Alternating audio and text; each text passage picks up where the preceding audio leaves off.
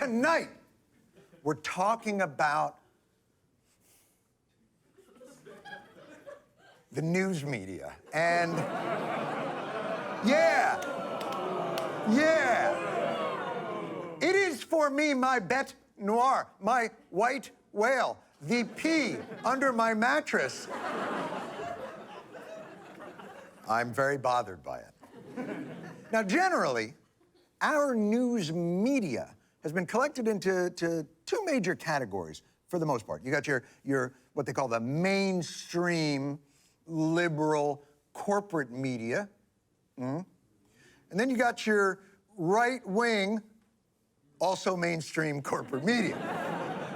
We're gonna leave Facebook and TikTok for another day.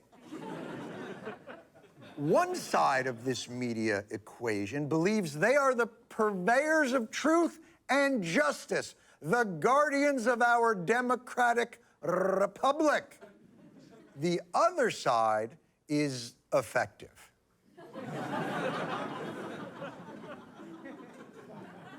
Now, we're not going to talk about right-wing media for this whole program. We're just going to show you how fucking good they are at accomplishing their goals. Let's start with our story and begin with a gentleman named Christopher Rufo.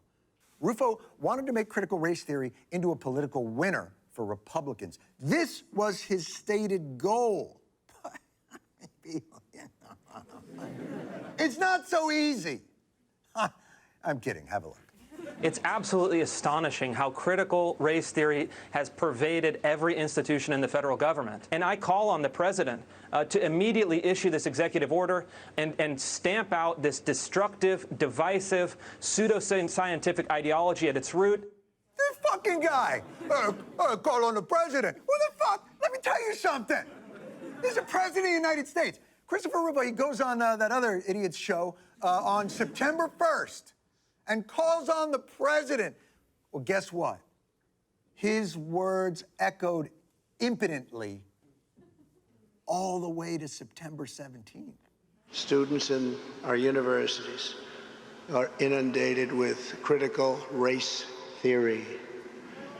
This is a Marxist doctrine, holding that America is a wicked and racist nation.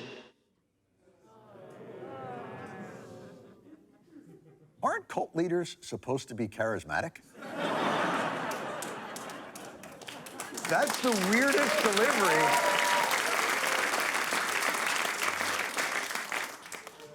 This is Kool-Aid. It's fruity and delicious. You should drink it.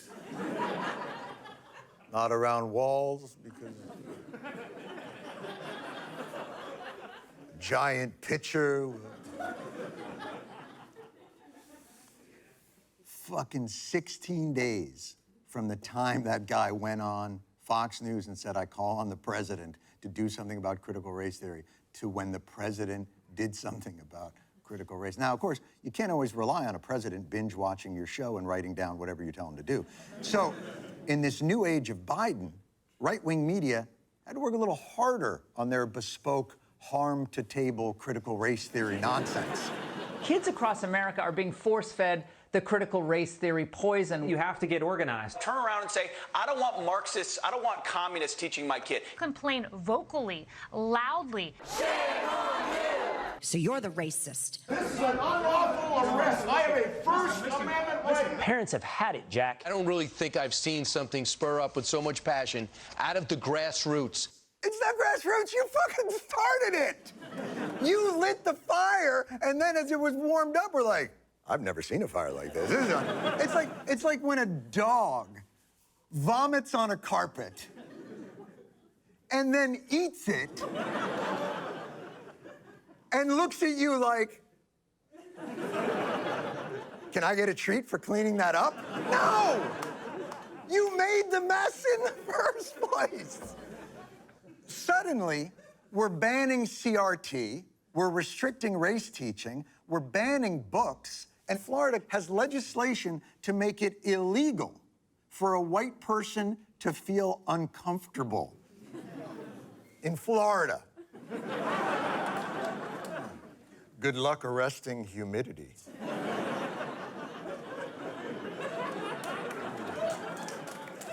My balls are sticking to my leg. Officer! Remove! Oh. That would be such a bad call to get over the radio. Yeah, we got a sticky ball situation down in Ocala.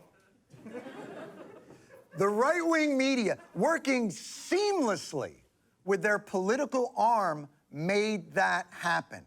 Well, you know, Brian, we were the only channel that covered critical race theory, and that became a big issue. Sure did.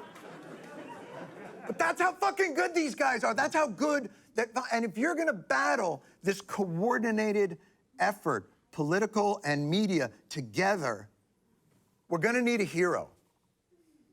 A hero brave enough to heed the call of a society in grave danger of succumbing to CRT panic and let's go Brandon memes.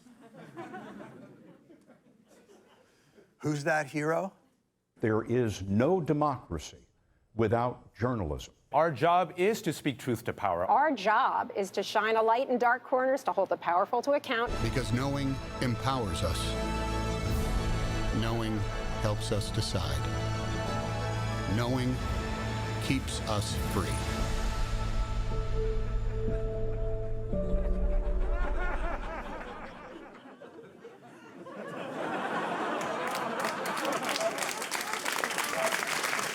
I mean, seriously. But in an age of weaponized mis- and disinformation, secrecy, and political polarization, the one group that stands at the ready to shine light into that darkness so that the good ship America needn't stub its toe on the post-midnight snack of fascism. I'm mixing metaphors. But the point is this. The Fourth Estate has claimed that they stand ready, twixt America and peril, a bulwark to creeping fascism. Our media. They are the watchers on the wall. No, that's the wrong, okay, that's the wrong watcher and the wrong wall. That's the wall, that's the watcher. Yes, thank you. To the ramparts, heroes! 3, 2, 1,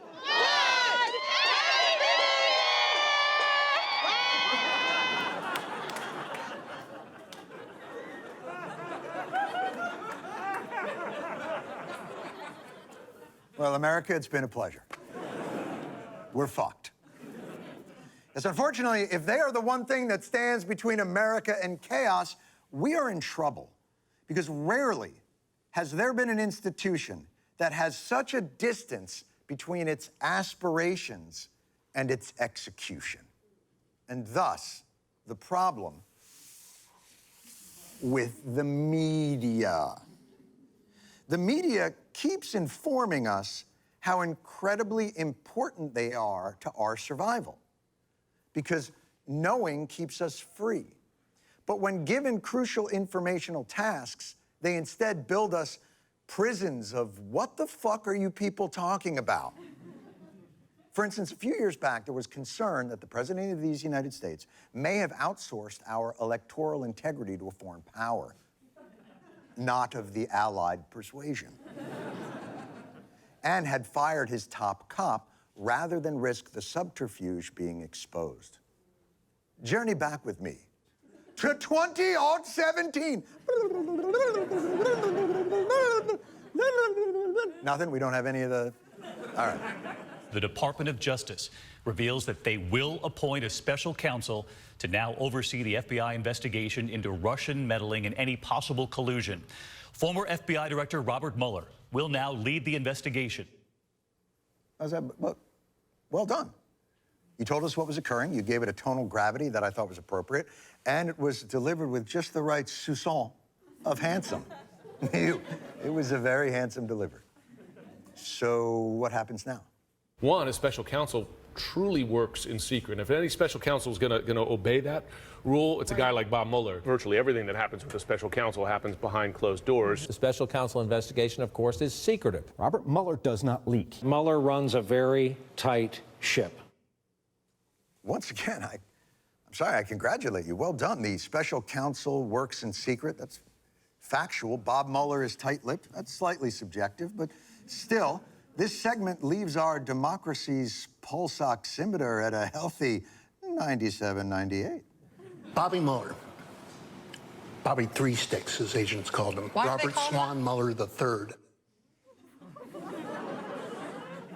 And slowly the oxygen drops. And thus began the turn to darkness.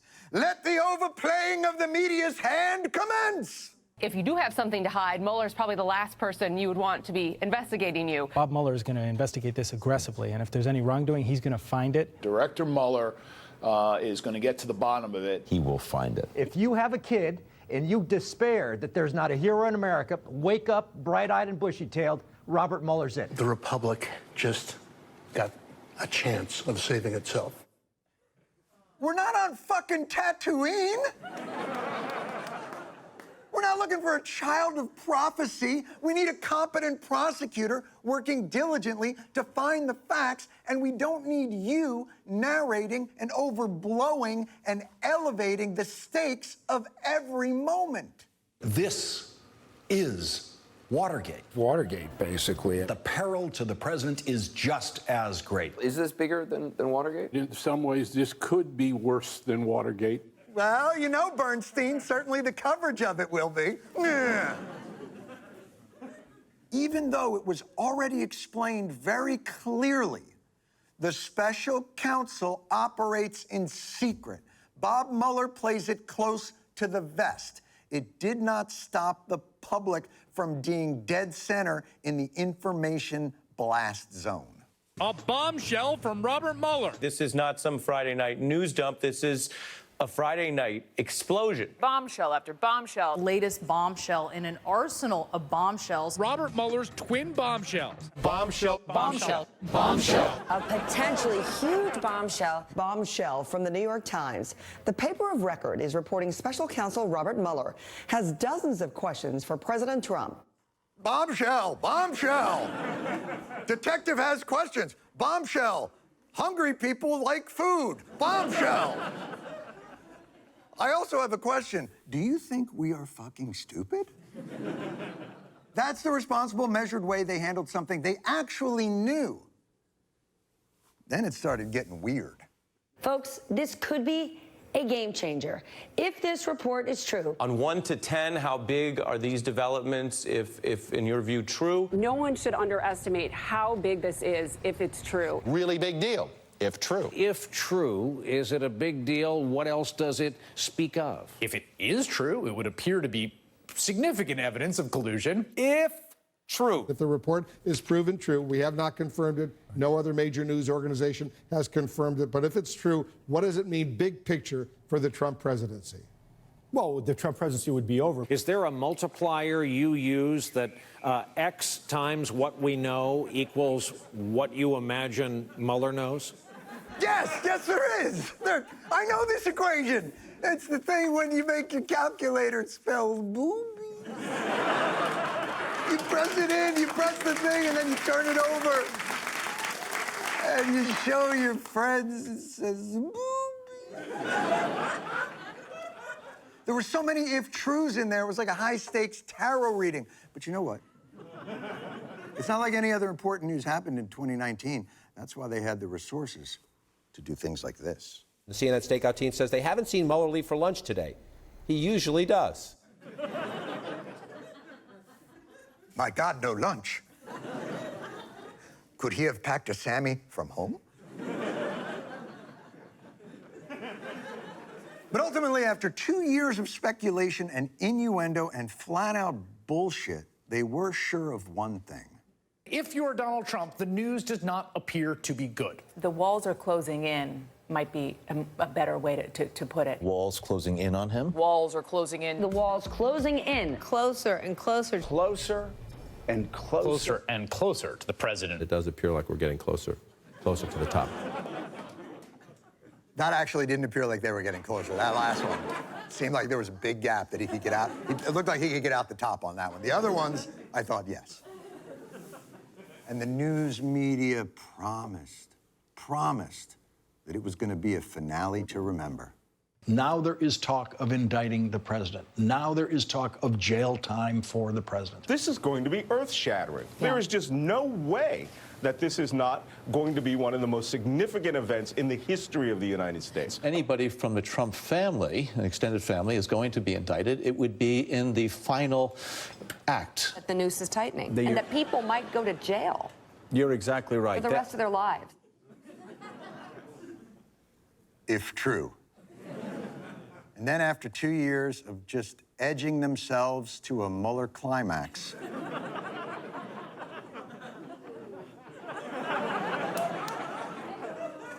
interesting audience of fetishists we have in there. That's kind of a bombshell in and of itself. There's a lot of knowing edging joke people in here.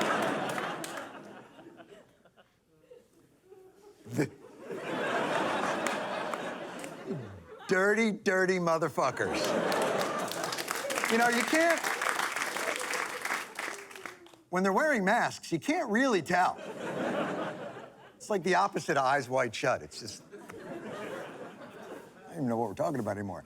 Yes, getting back to our subject at hand. After 2 years of edging themselves to a Mueller climax, the day finally arrived. CNN's special coverage of the release of the Mueller report begins tomorrow morning, 6 a.m. Tick-tock, tick-tock. We should have a Mueller clock down there. We're just about 2 hours away. This is people waiting for the report. It is 11:05 a.m. The Attorney General said that at 11 a.m. Eastern Time, this report would be handed to Congress. Melbourne, do you have it? It is up. Is it online? And it's been posted. It is online. Okay. You can go to www.justice.gov, and I think it's /storage/report.pdf. Be ready in terms of toner and paper. We have to print it ourselves? NBC doesn't have a Kinko's? Is that what you're telling me? You finally have real breaking news, and I have to get it myself? I'm going to read it live here with you. Kind sir, I beg of you, no. What I'm reading here is the beginning of the treatment of this, and we're going to go as we go live today, Brian. But Bob Mueller defining in order. On page 76 of Volume 2, Mueller offers a theory. The president, quote, the president wanted to protect himself from an investigation into his campaign. Okay, now keep listening. 448 pages. Who can claim victory?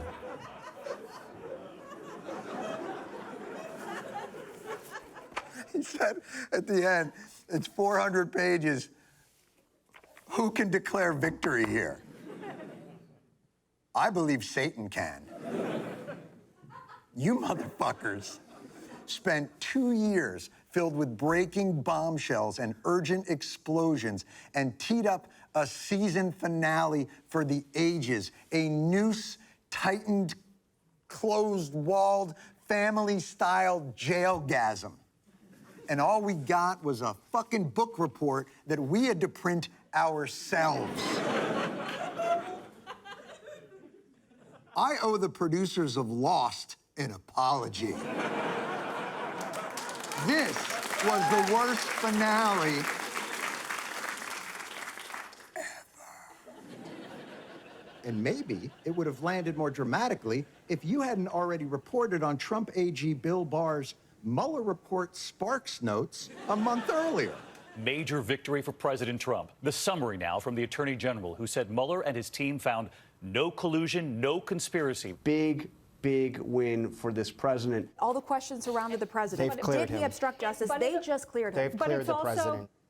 And the craziest part is, throughout the entire time, great reporters were doing impressive work, but you wouldn't know it because it was all smothered in so much news cum.